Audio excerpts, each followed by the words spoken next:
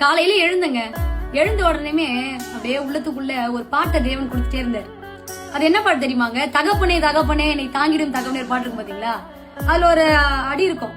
அது இந்த வசனத்தை பார்த்துட்டு நம்ம பாக்கலாமே. 2 தீமோத்தேயு 2ஆம் அதிகாரம். அந்த பாட்டுல உள்ள வரியின்படி இந்த வார்த்தை இருந்துச்சு. எனக்கு திடீர்னு காலையில இந்த வார்த்தையும் அந்த பாட்டு எனக்கு அப்படியே ஒரு திருப்தி படுத்துச்சு. என்ன அப்படின்னா பாருங்க, 2 தீமோத்தேயு 2ஆம் அதிகாரத்துல 13ஆம் வசனம். நாம் உண்மை இல்லாதவர்களா இருந்தாலும் அவர் எப்படியா இருக்கிறாரா?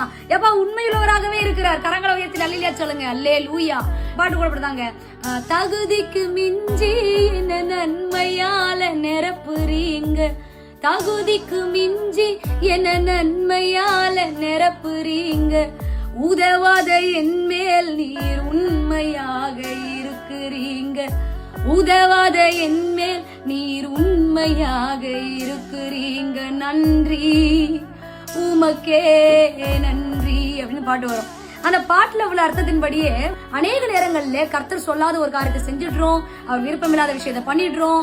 அப்பா ஒரு விஷயங்கள் இது இந்த நேரத்துல இப்படி பண்ணுன்னு சொல்லுவாரு, பண்ணாம ஐயோப்பா ஏடி பண்ணுன்னு தெரியல மன்னிச்சிருங்கப்பான்னு சொல்லுவோம். ஆனாலும் குறைய பார்த்துட்டு நேத்தடி பண்ணி அப்படின்னு பார்க்க மாட்டாரு பாருங்களேன். அதே அன்பு என்ன தெரியுதுன்னா, இயேசு கிறிஸ்து நேற்றும் இன்றும் என்றும் எப்படியா இருக்கிறாராம்? மாறாதவர். ஒரு ஆமைன்னு சொல்லுங்க கீழே. அல்லேலூயா. சொல்லும் போதே பிரசனம் பாருங்க. நம்ம வேணா நம்ம அன்புல மாற்றம் இருக்கும், ஆனா அவர் வச்ச அன்புல ஒருபோதும் அவர் மாற மாட்டார். ஏன்னா அவர் தெய்வம். அல்லேலூயா.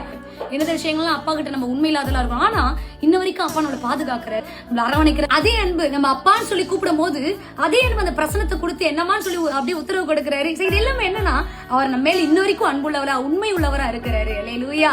இந்த கால வேலையில இந்த பாட்டை பாடி கர்த்தர் எப்பா தகுதிக்கு மிஞ்சி நீங்க என்ன பண்றீங்க, நன்மையில நிரப்புறீங்க, ரொம்ப அன்பு கூடுறீங்க, அது மாத்திரம் இல்ல உதவாதவதான நானா என் மேல எப்படியா இருக்கிறீங்க, உண்மையா இருக்கிறீங்க சுவாமின் கர்த்தருடைய இந்த உண்மைத்தன்மையை நினைச்சு ஆண்டு ஸ்தோத்திரம் பண்ணி துதிங்க. கர்த்தர் நம்மளோடு கூட இருப்பார். கர்த்தர் ஆசீர்வதிப்பார். God bless you.